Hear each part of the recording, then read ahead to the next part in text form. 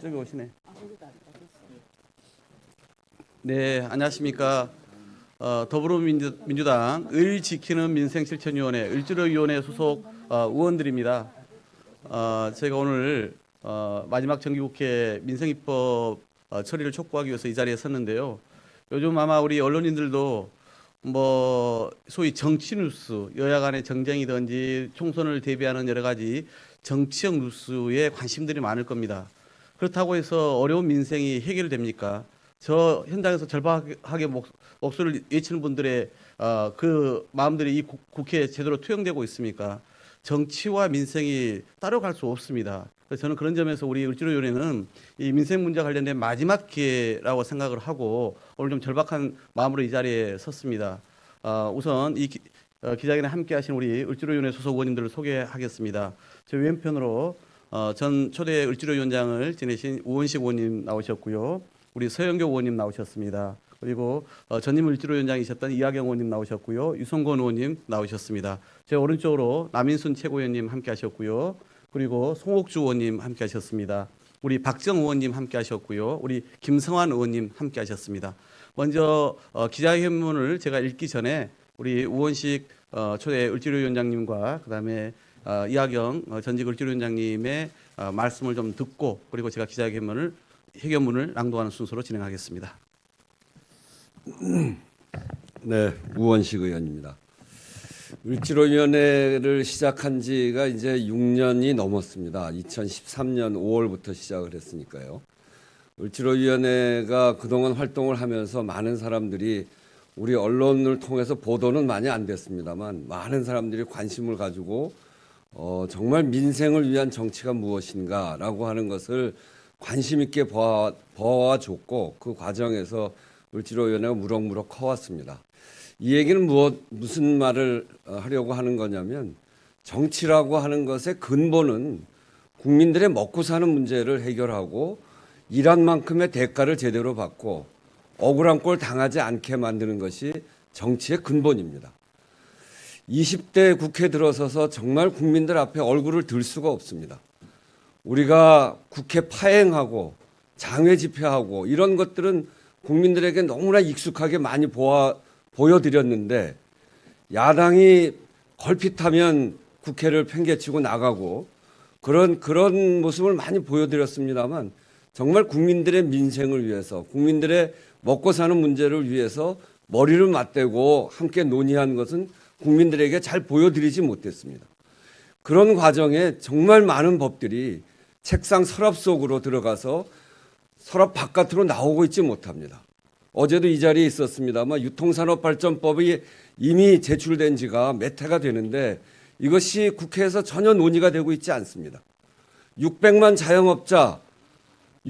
자영업자를 지켜야 된다는 이야기는 그렇게 많이 하면서 실제로 유통 대기업으로부터 상권을 침탈당하는 600만 자영업자의 진짜 목소리를 대변할 이 법들이 왜 국회에서 통과가 안 됩니까?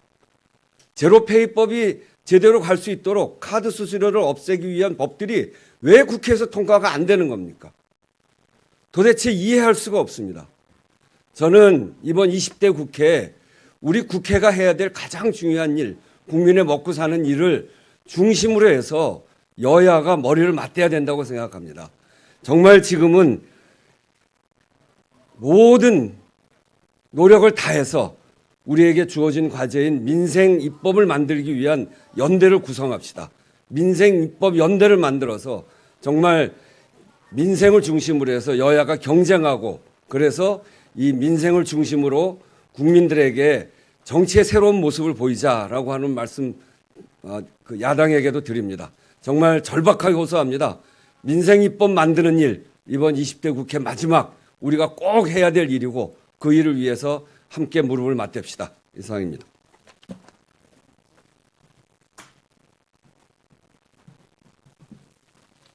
네, 국회의원 이하경입니다.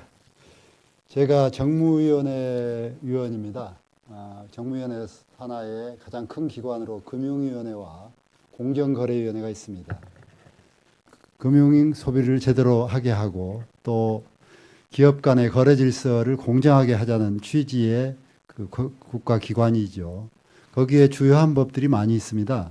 공정거래위원회 산하에는 수많은 기업들 사이의 불공정을 해결하기 위해서 법들을 제정하도록 입법이 지금 올라와 있습니다. 대표적인 게 공정거래법 전면 개편안이 있고요. 두 번째로는 그 하도급 거래 관계에 있어서 원청이 하청을 임금을 제대로 주지 않거나 운영비를 제대로 주지 않아서 생기는 문제.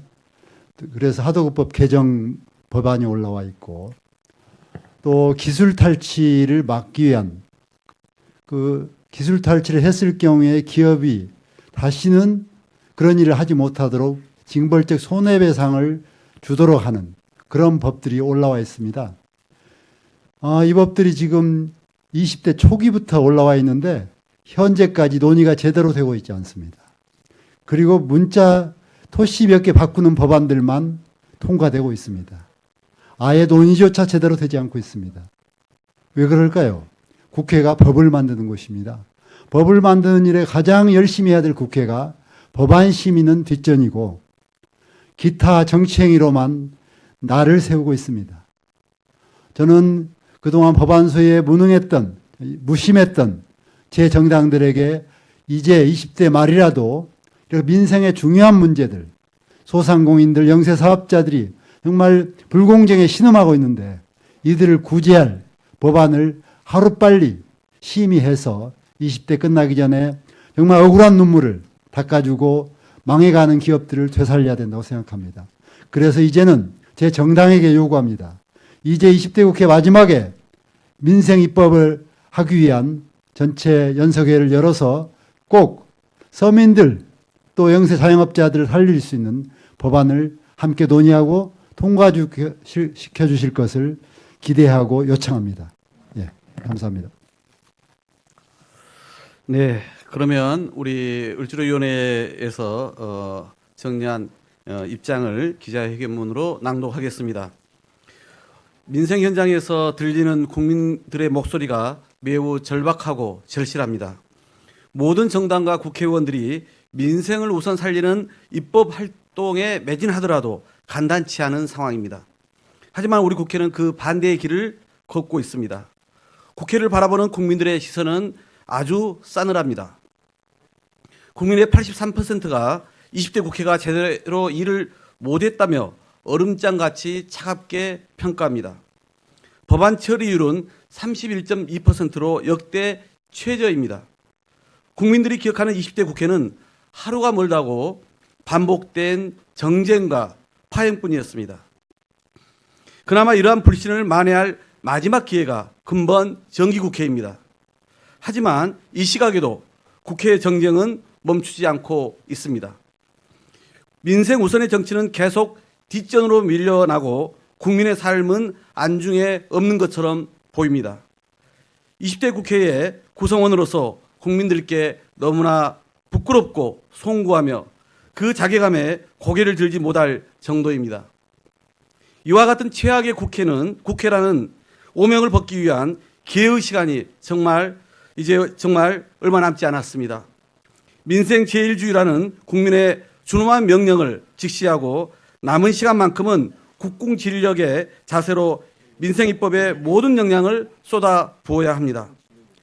무분별한 복합 쇼핑몰 라인업에 고통받는 600만 자영업자와 골목 상권 보호를 위한 유통산업발전법 개정은 너무나 시급합니다. 프랜차이즈 본사의 갑질로부터 가맹점주들을 보호하는 가맹사업법과 카드 수수료율 0% 시대를 열어서 중소상공인의 부담을 경감시키는 소세특례 제한법, 일명 제로페이법 개정은 민생단체들이 누누이 요구해온 법안들입니다. 200만 명에 이르는 특수형태 근로자의 고용보험 가입을 위한 고용보험법 개정과 급성장하고 있는 택배, 퀵서비스, 음식 배달 등 생활물류 서비스 종사자들의 처우 개선과 안전을 위한 생활물류 서비스법 제정도 더는 늦출 수가 없습니다. 2,200만 명의 주거 임차인의 계약갱신 청구권을 위한 주택 임대차 보호법과 대기업의 중소기업 기술 탈취를 방지하는 하도급법, 일명 기술 탈취 금지법 개정 또한 미룰 수 없는 과제입니다. 채권의 추심 기간을 무한정 계속 연장하지 못하게 제한하기 위한 채권 추심법, 일명 죽은 채권 부활 금지법의 개정은 300만 명에 이르는 한계 차주들의 삶이 걸린 염원입니다. 이러한 간절한 법안, 민생 법안이 소모적인 정쟁으로 국회의 문턱을 결국 넘지 못하고 고스란히 폐기된다면 국민들의 가슴에 고통과 실망의 대못을 받게 됩니다. 정치 공세용으로 필요할 때만 국민을 입에 담는 정쟁은 제발 중단하고 민생을 살리기 위한 입법의 성과로 국민들에게 제대로 평가를 받아야 합니다. 정쟁으로 채웠던 지난 시간을 반성하고 남은 한 달은 그 어떤 사안보다 민생을 우선 의제로 해서 수당적으로 협력하기를 강력히 촉구합니다. 이에 더불어민주당 을지키는 민생실천위원회, 을지로위원회는 20대 국회의 마지막 정기회가 민생을 챙기는 가장 치열한 시간이 되도록 하기 위해 모든 원내 정당에게 민생법안 우선 처리를 위한 여야 민생입법연대를 제안합니다.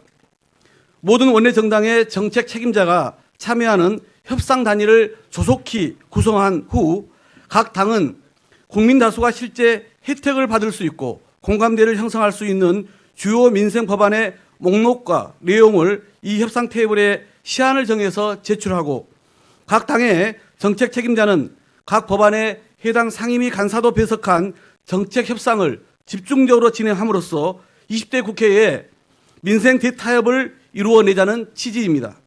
이 과정에서 쟁점이 큰 법안은 여야가 민생단체들과 공동 토론회를 개최하거나 전문가 및 정부의 의견을 수렴하는 공개적인 과정을 동시다발적으로 전개해 나간다면 실제 많은 성과를 낼 수 있을 것입니다.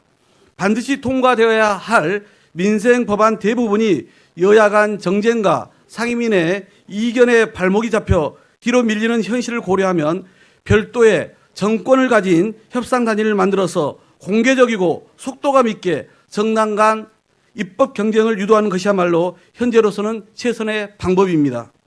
우리 을지로위원회는 이 제안을 우선 민주당 지도부를 통해 야당에 공식적으로 협의해 줄 것을 요청하겠습니다.